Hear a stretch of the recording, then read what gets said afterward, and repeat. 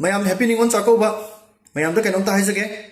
akoi India government gi sahi khuding gi oiba phongak pa report ha tare lambi gi laibak thiba thodok singa mari leinaba magi state singa state magi state singi report phongak pa matam da hairaga doise sahi sudra gari thobudna suk sokhi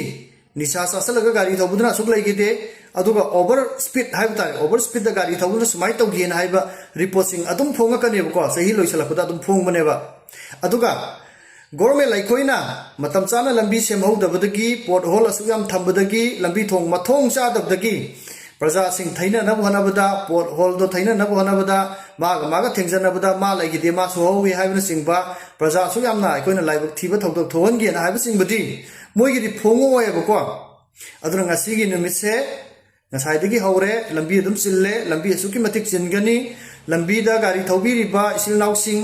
Khra Khra Taptharaga Hanna Tuna Yenglaga Gari Thoubinaba noluksari adom na isi isal sing lawba sapiriba thenba sapiriba lambi du nungti gi chataba simpha pudaba lambi su yawram gani aikoi Manipur gi di lambi je simpha pudraga di thauba nungaite keno meta thokali dana ko kadai dana pot hol laiba kadai na khotok ba ade kadai na theksan bana munna khangaudraga di nungaite aduna Khra Khra yenga ga thauminasi aduga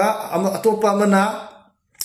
Sako besapa matamda makhutna macha singdu sammaga makhongna ise isal sing makhongna sapsu yawrong gani makhoi gi sulambi yawena khanbiraga ngasi gi numise karigumba lambi gi laibak thiba thodok amata thoktanaba aikoi section na hona minasi thongni minasi sako bagi mathel lukoi harauna phangminasi adom na khoi kitang yenghogdabada kitang section logdabada khoi sako bagi injang mathel hauna sara nena laijaramba imung manungi miosing wakal soksat khidnaba aikoi section minasi haibu wafam je thamjagena tawjabani mayam Yaifare haibari posting duda aikoi ju yawruk tanaba hona minasi